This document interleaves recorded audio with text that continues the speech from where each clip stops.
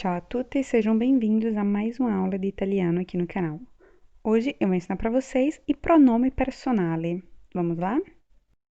Nós vamos começar com o pronome soggetto, que indica quem realiza a ação e que nós vemos todas as vezes que estudamos a conjugação de um verbo, que são io, tu, lui ou lei, noi, voi e loro.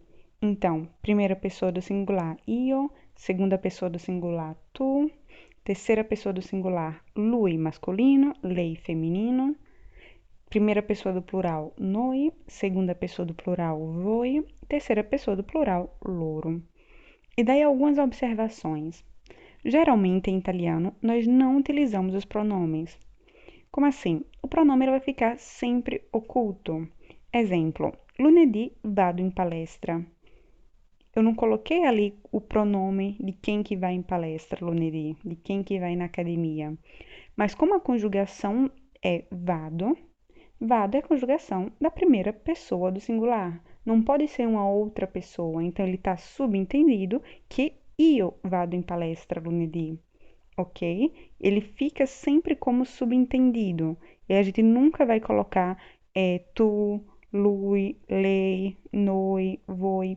Vai ficar sempre subentendido e a gente sabe de quem que está sendo falado de acordo com o verbo, em como que é conjugado o verbo. Por isso que é tão importante saber como que são feitas a conjugação dos verbos. Daí os pronomes são utilizados apenas para enfatizar o sujeito. Por exemplo, alla fine abbiamo mangiato la pasta, ma io volevo la pizza. Então aqui ele está querendo enfatizar que no final das contas, a gente comeu a pasta, né? O macarrão. Mas eu queria pizza. Então, ele está enfatizando que mesmo tendo comido o macarrão, ele queria pizza. Por isso que ele colocou o io, para enfatizar que ele, pessoalmente, preferia ter comido a pizza no lugar do macarrão. Tá ok? Então, nesses casos, para criar essa ênfase, nós utilizamos os pronomes. E existe o pronome de uso formal, lei, tanto no masculino como no feminino, e deve ser escrito sempre com a primeira letra maiúscula. Então, a gente viu que o lei ele pertence à terceira pessoa do singular. E ele quer dizer ela, né? Seria terceira pessoa do singular no feminino, mas ele também é utilizado de uma maneira formal. E na maneira formal, ele é utilizado tanto no masculino como no feminino. Para fazer uma tradução para ajudar na compreensão, esse lei vai significar tanto senhor como senhora, ok? Então, lei ele passa a ter três significados. Ele tanto significa ela, terceira pessoa do singular, feminino, como significa senhor e senhora, que é uma maneira formal de se referir às pessoas. E vai ser sempre escrito, quando é em relação à formalidade, com a primeira letra maiúscula. Por exemplo, sono felice che lei sia venuto. E daí a gente tem que tomar um cuidado porque no português, quando a gente usa o senhor ou a senhora, que é a maneira formal com que a gente tem de falar com as outras pessoas, a gente conjuga o verbo, independente de ter usado senhor e senhora, a gente vai conjugar o verbo na segunda pessoa. Já em italiano, não, a gente continua conjugando o verbo na terceira pessoa. O lei vai ser sempre conjugado na terceira pessoa, independente de ser referido a ela como a senhor e senhora. Então, sono felice che lei sia venuto. Agora nós temos o pronome riflessivi, que indicam ação praticada sobre a própria pessoa. E são primeira pessoa do singular, mi, segunda pessoa do singular, ti, terceira pessoa do singular, si, primeira pessoa do plural, ti, segunda pessoa do plural, vi, terceira pessoa do plural, si. É utilizado na conjugação de verbos quando quem pratica e quem recebe a ação é a mesma pessoa. Por exemplo, o verbo chiamare, que seria o verbo chamar, se usado na forma reflexiva, fica chiamar-se, porque ela se chamou, ela se chama, ok? Ou o verbo alzare, que significa levantar, na forma reflexiva fica alzar-se, que quer dizer que ele se levantou. Ele não levantou uma outra coisa, ele se levantou, ele praticou e recebeu a ação ao mesmo tempo. E nesses casos são quando são utilizados o pronome riflessivi. E daí, como exemplo, nós colocamos si chiama Bianca, para dizer que ela se chama Bianca.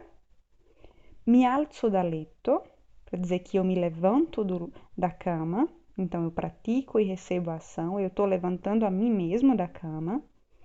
E ci vediamo a escola, que seria nos vemos na escola. Que daí nós estamos praticando a ação de ver e nós estamos recebendo a ação porque nós estamos vendo nós mesmos, nós estamos vendo na escola, ok?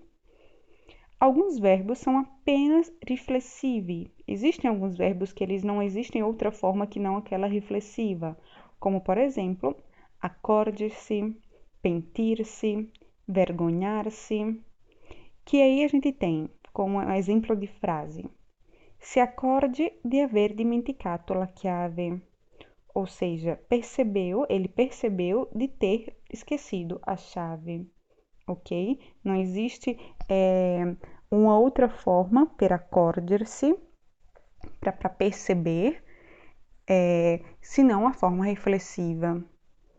Ci pentiamo di essere andate al mare, ou seja, nos arrependemos de ter ido ao mar. Mi vergogno di parlare, ou seja, tenho vergonha de falar. São verbos que são utilizados apenas na forma reflexiva. Daí, para a gente poder continuar com o estudo dei pronomi personali, a gente vai ter que abrir um parêntese para estudar i complementi, alguns complementi, que são o complemento oggetto, que é o complemento que indica o objeto da ação indicada pelo verbo transitivo da frase. É ligada ao verbo diretamente, sem preposição, ou preposizione em italiano. E daí eu trouxe a frase especificando o que é cada coisa para ficar um pouquinho mais fácil a compreensão. Luca guarda la partita. Luca é o soggetto, guarda é o verbo, ou seja, a ação que está sendo feita por Luca. E la partita é o complemento oggetto, ou seja, la partita é o objeto da ação feita pelo sujeito. Qual é a ação que está sendo feita pelo sujeito? Guarda, de guardar e de ver. La partita seria o jogo.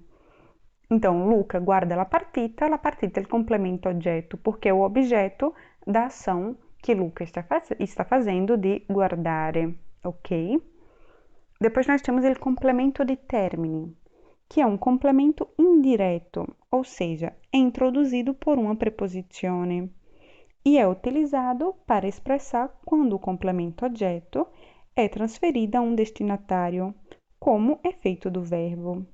Por exemplo, Michele ha dato un abbraccio a Simona. Michele, que é o sujeito, ha dato, que é o verbo, é a ação que ele está fazendo, un abbraccio, que é o complemento oggetto, ou como a gente já viu, é o objeto da ação que Michele está fazendo. Então, Michele ha dato. Ha dato é o verbo, é a ação que ele está fazendo, ele está dando alguma coisa. Essa é a ação dele, que é o verbo. O que é que ele está dando? Qual que é o objeto do que ele está fazendo? Un abbraccio, um abraço. Esse é o objeto do que Michele está fazendo, da ação de Michele. E a quem ele está dando esse abraço? A Simona. Simona, no caso, é o complemento de termine. No caso, é a quem o complemento oggetto vem transferido. A quem o complemento oggetto é transferido, ok? Michele ha dato un abbraccio a Simona.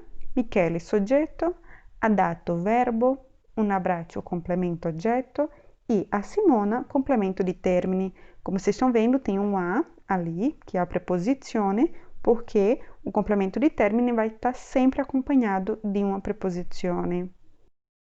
E é isso. Se você gostou do vídeo, não deixa de curtir. E se ficou com alguma dúvida ou tem sugestões de novos vídeos, escreve lá nos comentários. Para não correr o risco de perder a próxima aula, não esquece de se inscrever no canal e ativar as notificações.